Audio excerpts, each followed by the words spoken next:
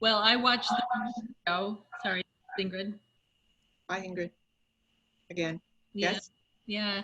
And what struck me is that October 1943, that was the specific month and year of the flight of the Jews of Schellen, really. I don't know about Yulan, but I've read an account also of that very day in the synagogue itself, um, called the Red Umbrella. Anyway, but your mother was there, and I'm assuming your father. Could you tell us a little more about that flight from Denmark? Okay, my mother was married twice. Uh, she was married in 1943 into a Jewish family. Uh, and so in 43, her last name at that time was Rottenberg. And in 43, October 43, she fled with her first husband and their 9-month-old son. And all her siblings, well, some of them were already abroad, but the rest made it over to Sweden. Unfortunately, her parents did not. And this is uh, then they got to Sweden, and one reason or another, the marriage disintegrated. And in 45, um, my mother remarried and to Eric Jelhof Jensen, and that's my father. Would you like more? Is that enough? Like, Yeah. right now I'm working on a memoir. Well, not really a memoir, a collection of the documents concerning World War II that relate to my grandparents, because uh, that is not a happy story. Bodil, I have a question. Yes. You say you Sorry, the sound is cutting out, Klaus. oh, can you hear me now? Yes. You said your mother married into a Jewish family, Yes. and then they fled to Sweden, but her parents, who were probably not Jews, did not make it. What do you No, mean? no, my mother was from an Orthodox Jewish family. Okay, I'm sorry. They were members of the synagogue, and they chose not to leave, not to try to flee. Okay. And I mean, they were elderly at that point, although, you know, being almost the same age now myself, I don't consider myself elderly. But regardless, they were caught in the October, it was October 1, I believe, 43, the razzia that happened then. I mean, there were a number of people caught. This is, you know, there are certain fictions that have been created concerning the rescue of the Danish Jews in Denmark. They were not all rescued for one reason or another. And there were deaths. Yeah, I was honored when I lived in New York to be commissioned to make a poster for the 50-year anniversary of that event. Yes. So in other words, it was in 93. 1993. Yeah. And it was hosted by, it was at the Danish American Grundlovsdag Yeah. at Groton on Hudson. Yeah. And the main person in honor was Victor Borge. Oh, yeah. So he actually presented the poster at that time. Yeah. You know, Victor Boll was a person in my mother's home where she grew up. And he was a few years older than her. But one of the stories she relates in either Midmelm or Glemmebogen is seeing him perform one of his sketches in their home where they lived in Frederiksberg. Yeah. And I do remember attending, going to one of Victor Bo's concerts or performances, that when he came through Edmonton, and it was really very funny. The whole thing was very, very funny. Yeah. Okay, I have a question. My parents both left Denmark in 1952 individually and met in Edmonton in 55. Where did they meet? Edmonton, at a, Oh, at a yes. Sons of Norway party in Edmonton. And Okay. their villages were 30 kilometers apart in Vendsyssel, Lundstrup, and Tors. Yeah. And they're married, and I'm born there, and then they took me away as a baby. So I have no memories of Canada, so I'm so excited about your book. But can you tell me a little more about the Danish society or our Danish community in Edmonton in the 50s? Well, the Danish community was centered on the church, Ansgar Lutheran Church, and there was what we call an immigrant minister, pastor, who was very involved. Like, I think once a week there was an immigrant meeting down in the church basement. The church is built like, you see these white churches with the red roofs in Denmark. And that was very active. And then there was the Danish, Dania, which also gathered the Danes. We didn't go there because there was too much drinking. but maybe it was more for young people. But it was a very active Danish community. They had a Danish ladies' aid, a Danish men's group, all connected with the Lutheran Church. I remember lots of kids that I knew when we had the church camp in the 50s. There would be at least 50 kids. So, quite a few families. And it's still going. Right now, they recently closed the Danish library. Like, they had a collection of books even for the last 20 years because somebody moved to Canada, to Edmonton, with a container full of books. And then, unfortunately, one of the partners died and the other moved back to Denmark and left all these books. And then they decided to house them. But now that's pretty well at an end. Probably because it was housed in a building where the owner now no longer is going to keep that business. So they've got a collection of some 7,000 books that they're trying to disperse. So if you have any interest in Danish books, contact the people in Edmonton.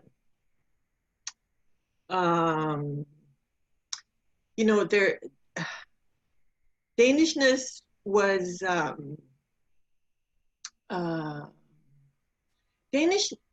really in private homes in Edmonton because there were enough Danes that you could have your circle of friends and create all the Danishness you wanted.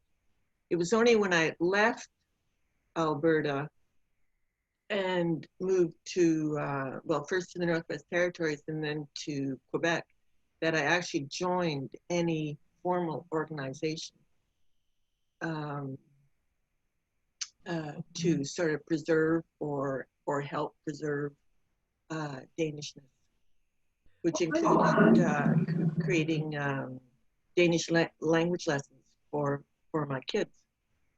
Well, I grew up speaking English, and I was given an English name because my father was called Bohunk and DP, and he anglicized his name from Laurits to Lawrence.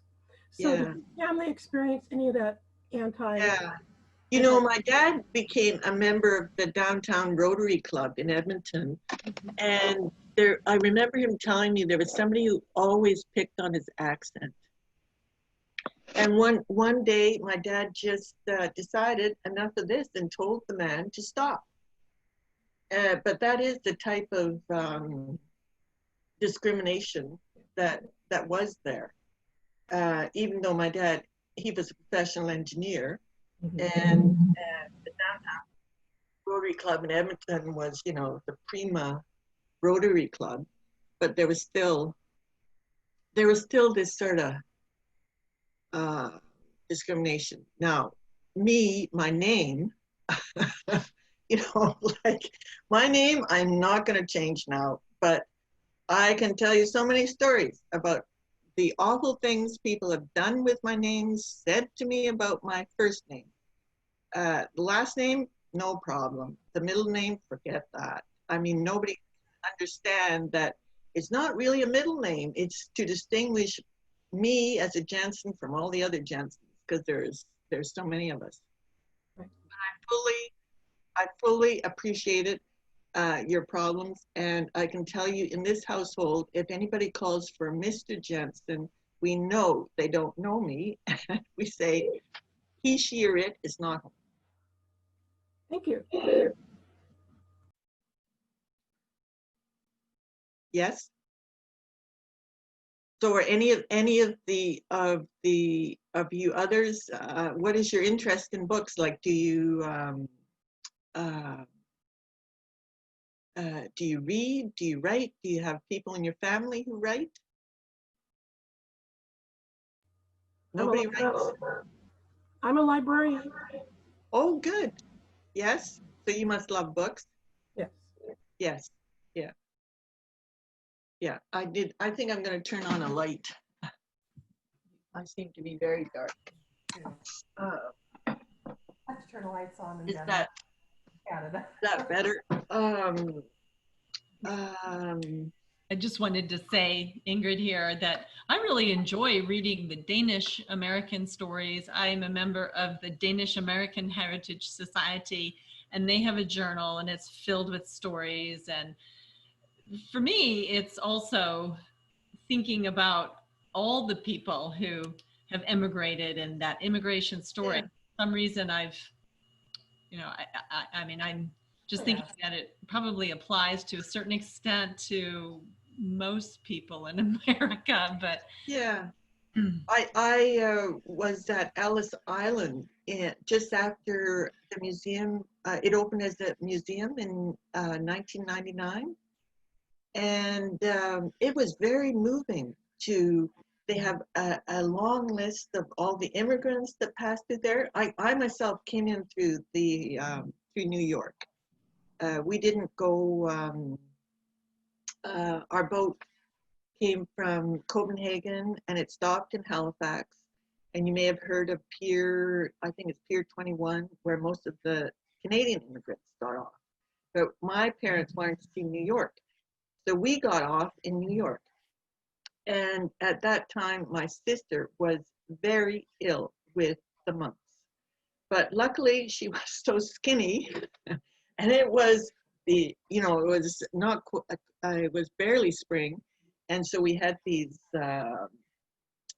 coats with a hood and a scarf, and we were told to keep quiet so we could pass through the immigration without any problems. And of course, we couldn't speak a word of English, so it wasn't hard to keep quiet. And so we made it in. And I don't recall seeing any part of New York. I suspect we didn't. My sister and I were probably left with the family that was hosting us. So we didn't go see New York. And then a few days later, about a week later, when my sister was all recovered from the mumps, we got on the train and crossed over at Port Erie. I think that's the Canadian side. And then kept on going on the train out to Edmonton, which was quite an involved, long trip of which I remember nothing. So I suspect it was not very traumatic. Just, keep rolling along. But if any of you have, when you get a chance, the Ellis Island Museum of Immigrants I was very, very impressed, very moved. I spent a whole day there in 1999. Mhm. Pamela still is, And there we go. I should be unmuted now. Can you hear me? yes. Good. So your parents then had a lot of support from friends in Edmonton. Were there any relatives there, or were they relying only on friends? There were no relatives. There were only the four of us, my mother, father, my sister, and myself. We had no relatives. Years later, one of my dad's nephews came. They were in Edmonton briefly and then moved to Vancouver, where they're still living, and have two grown children. Mhm. Uh, So how did they communicate with people back in Denmark? I know you in by your letter. book talk, Yeah. you said telegraph. Well, that was if, you know, if you wanted to congratulate somebody, you'd send a card or send a telegram. Like for a wedding or whatever, announce the birth of somebody. If there was, that's basically what I remember. But Mhm. basically, it was letters, and letters were extremely important. And I remember these postal strikes, and my mother would just be in agony because number one, she couldn't send her stories to the publisher. And number two, she couldn't get any communication from the family. So I don't know how often the postal people strike in the U.S., but here it seems to be every few years, which is getting less and less important. But at one point, it was extremely important. And that mailbox, I remember, you know, on the way to school, we would drop off the letters in the mailbox. And my mother was so good, she could just hold the letter in her hand and figure out what the postage was. You know, she was so used to sending a short story would be so many pages, and she'd know how much it would cost, and you just put the stamps on, and off it would go. Yeah. Plaben, are you waving, Plaben, or just? I have a question. Does Plaben have a question? Yes. Yes. So a few questions. Why did they decide to immigrate, and why did they decide to immigrate to Canada and not US? Well, they decided to immigrate because there were too many war memories. First of all, there was the tragedy concerning my grandparents, my mother's parents, and secondly, my mother had married very well, and you know, it's a small society. Even if there are a few million people, or I don't know how many there were living in Copenhagen at the time, and so they wanted to get away from it all. And she says that right there in Hello Canada.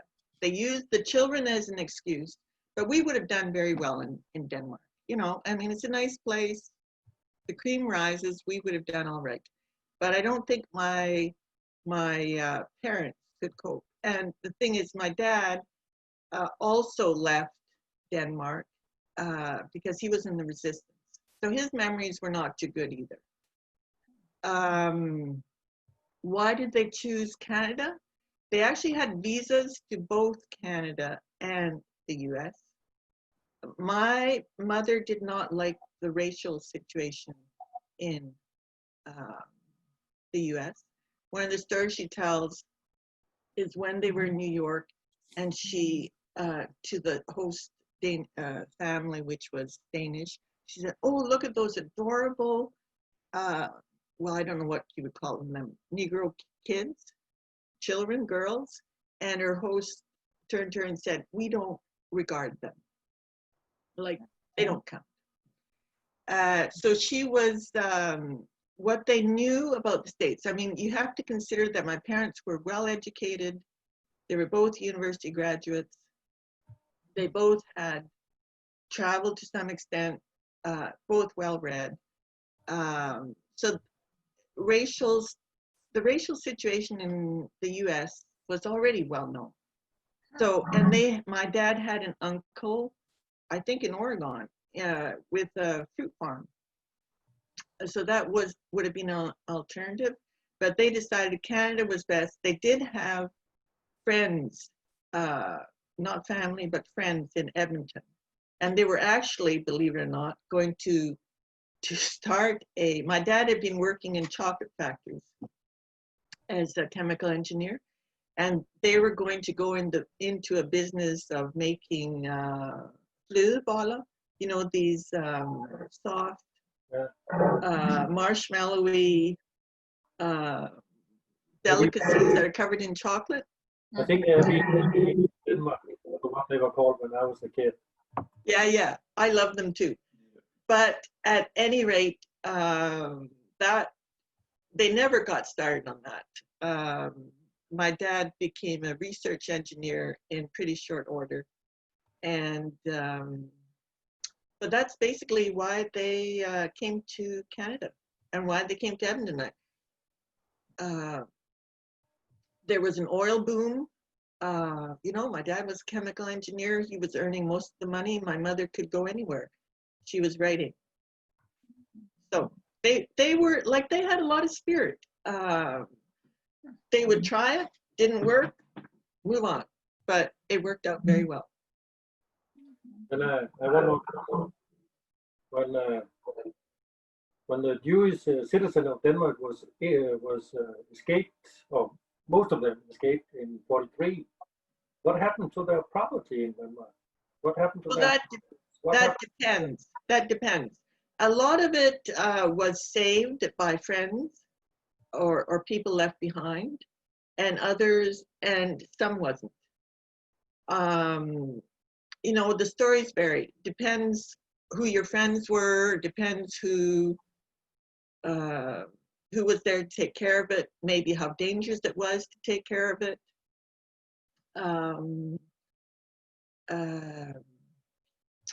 I have letters from my uncles where they returned to nothing. But on the other hand, I have many things that I know did not go over with anybody in those herring boats. You know, you didn't take your silverware, you didn't take your mahogany furniture, and those things still exist. So it really depends. Stories vary, but I think for the most part, much of it was saved and kept for the people who rightfully owned it. That's unusual. I beg your pardon? That is usually not what happens in a situation like that. Well, yes, but this, So it's you know, fine. the Jews were not kicked out. Sorry, is somebody else talking? Edith, you wanted to say something? Like, Canada has a very bad history of confiscation, and the Japanese are and I think it's similar in the States. In World War II, were stripped of their property and sent to the interior. And a lot of that was for economic reasons, had nothing to do with security. In Denmark, it's not quite the same. There wasn't it wasn't a movement by the people there. It was a movement from above, some as foreigners, you can say, the German authority that decided they were going to round up the Jewish people. And then you may know that word was leaked through the German administration that it was going to happen, and that's how they had an opportunity to rescue the people there. So the motivation wasn't economic. On the other hand, not to forget that there was a large sum of money paid for each person that was rescued. But on the other hand, the people who supplied the boats and whatever, they were risking everything to transport the people. Okay, thanks. So I'm no expert, you know, I barely know the geography of Denmark. Oh, that's But I beg your pardon? Thanks. You're welcome. I have a question.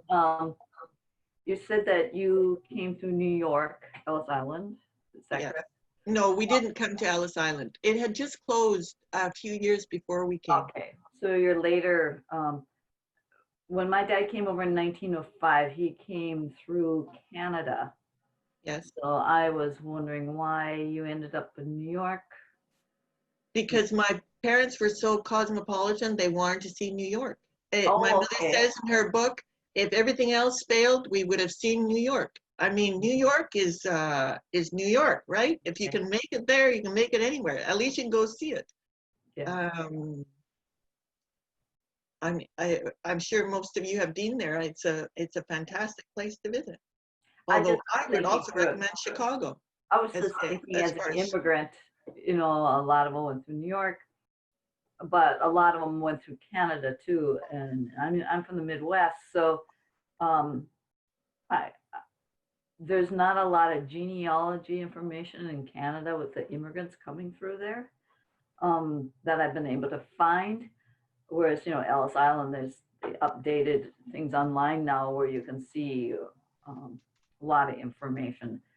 Yeah. And I don't really know. I think they came down and then went down to Chicago in the lakes and then picked up the trains or something from there. But I'm not sure of the route when they went through Canada. And I guess maybe you immigrated later on, so you wouldn't know that information. Yeah, no, I've never really interested myself in that because actually I have family trees that go so far as to include me and go back several hundred years. Mm-hmm. Or in my dad's case, 150 years or so, because in around 1830, they were still peasants. I have the document which gives them title to a little piece of land in Ulat. They were still tied as serfs to the land, and I think it's actually 1832, where there was a new constitution and people were given their freedom, which included title to a little chunk of land.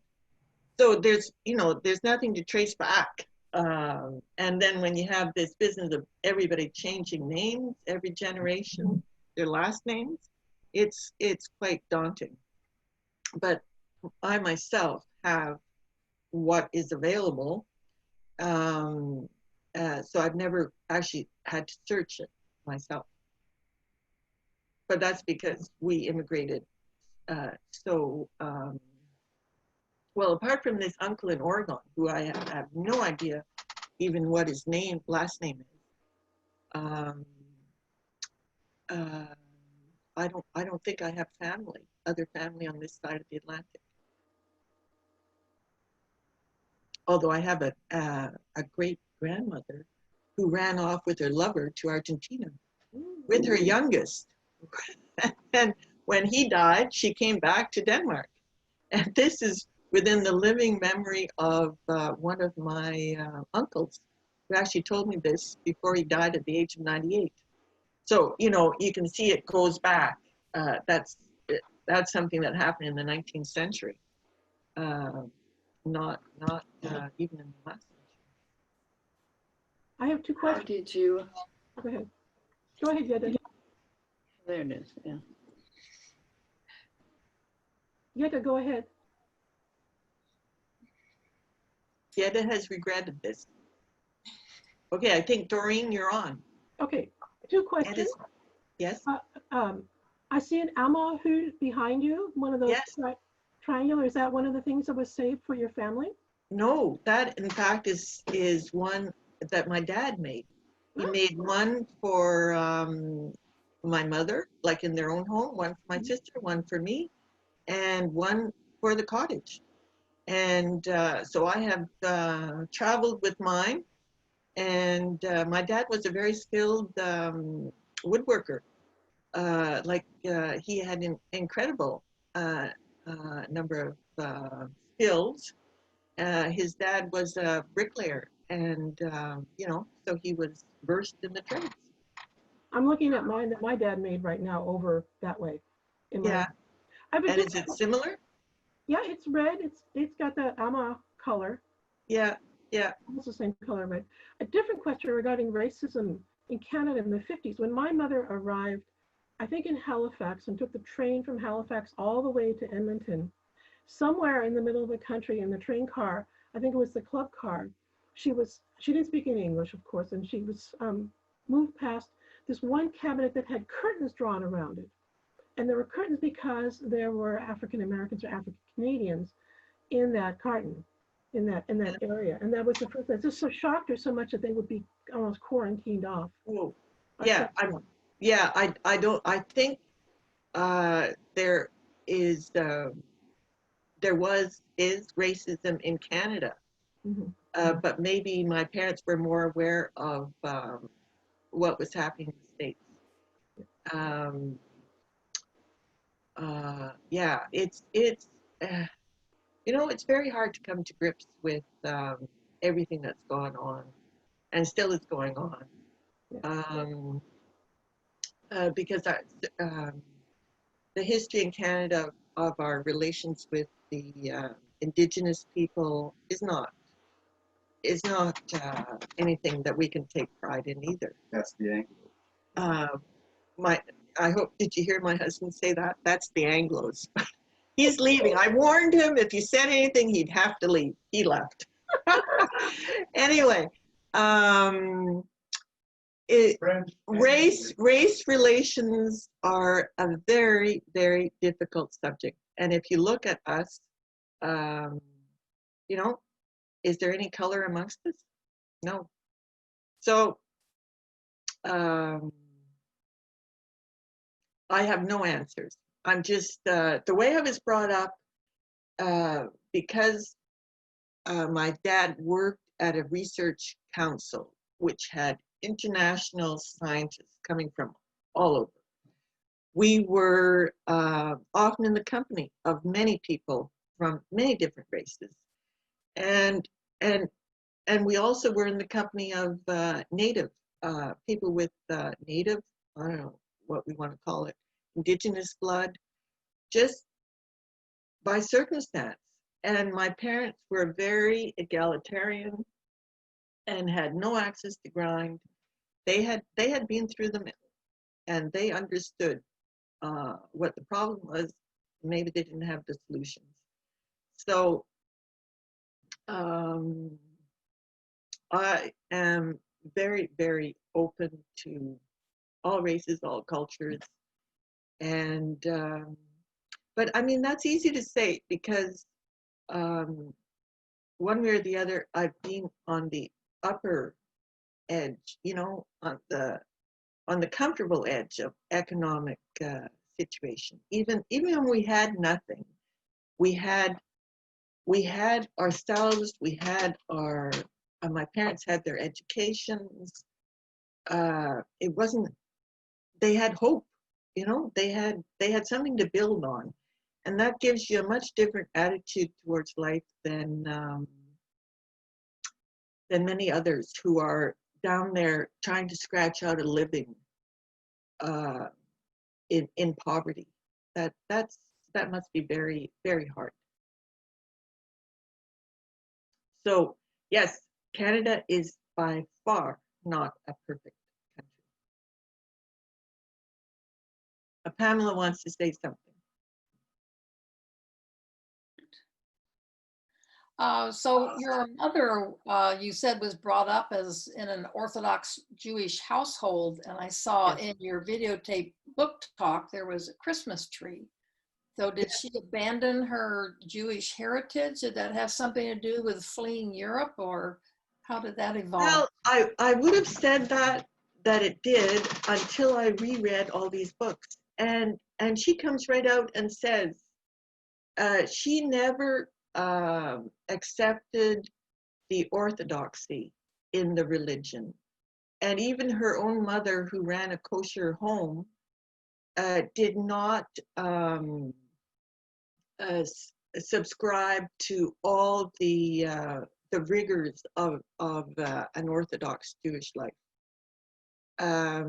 which is saying a lot because her, my grandmother's or my mother's great uncle was actually the senior rabbi for some years. you know, very well-known Jewish, Orthodox Jewish person, even internationally. But so I would say that there wasn't much to let go of. She never lost her faith in God.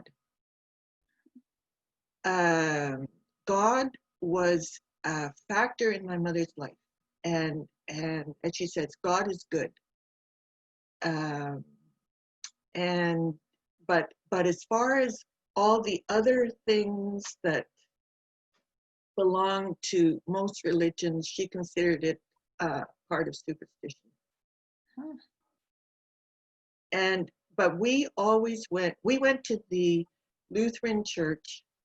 We were never, my sister and I were not baptized. We were not confirmed. My sister got married in the Danish Lutheran church to a Presbyterian. My husband and I got married in a hotel because I had toyed with the idea of becoming Jewish by then, and I was married in my early 30s, so we can say I was mature.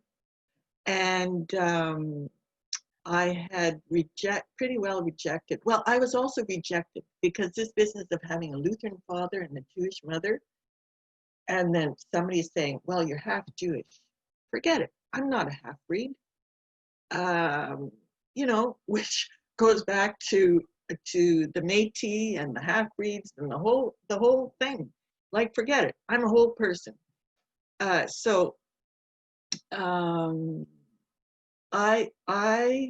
had rejected Judaism for sure. I had never really accepted Lutheranism, so Christianity. My husband, you know, he's going to maybe object here, he's sitting beside me, but he was raised as a Catholic, which if you're raised in Quebec as a Catholic, you're getting it in school. You're having religious instruction every day, you're going to Mass, the whole works. But this is part of the quiet revolution here, and most of his family, his siblings, they are not churchgoers. They do not require that their children be married. We faithfully attend a Mass for the older people who die, but the younger ones are buried from some funeral home. So changing values.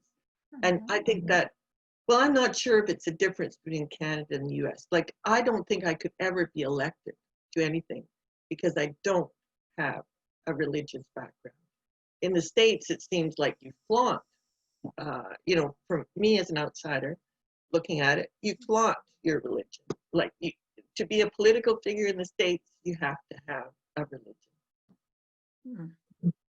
And I do remember when John Kennedy was elected, it was a big deal that he, as a Catholic, was elected president. In Canada, never occurred to anybody what brand of Christianity you might belong to, or if you belong to any. I think. Well, I'm not sure about that, but what brand doesn't matter. In any little town in Western Canada, there are maybe 10 churches, of which the Catholic is one. Thank you. You know, I have a master's degree in history. Anyway, so I studied Western Canadian settlement from 1890 to 1925 or so. Yeah, it seems like a long time ago. It wasn't that long ago when I studied it. But more questions? You're going to be a live to your crew tomorrow, right? For part 2 of this.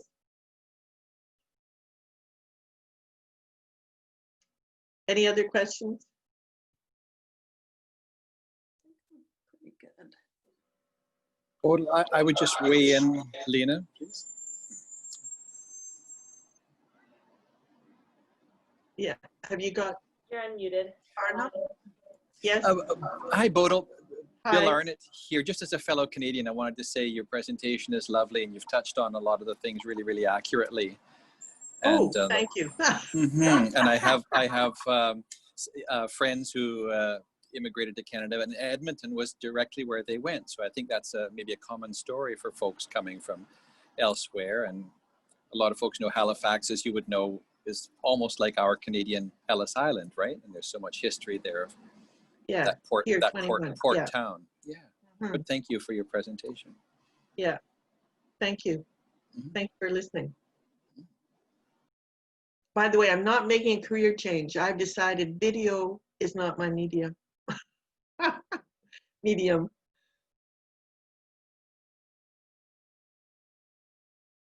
Anyway, I would like to thank especially Lena with all the work, Edith, all the work that's gone into the organization for the conference. I've enjoyed listening to the various presentations today, and I even learned a lot.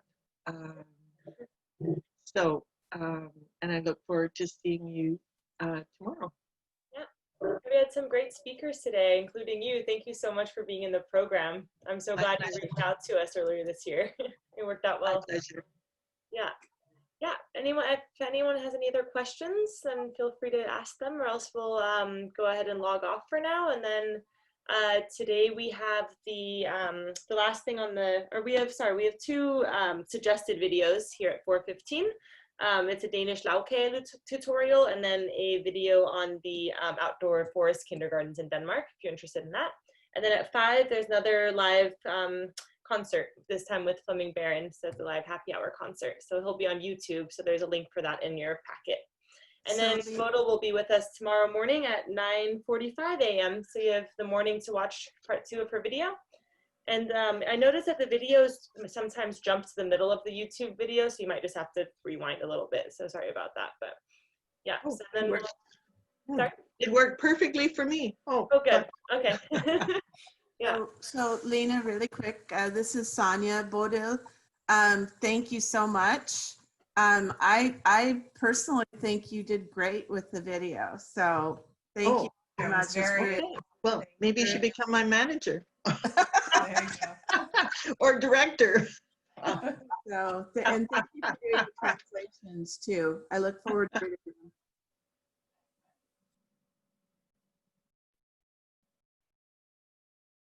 Okay, we're leaving? Yeah. I think so. No one else Bye. their hand up and be not. Okay. Yeah, well, thank you so much, Bodil. That was really great. You're welcome. See you tomorrow. Yeah, see you in the morning. Bye. Thank you. Bye.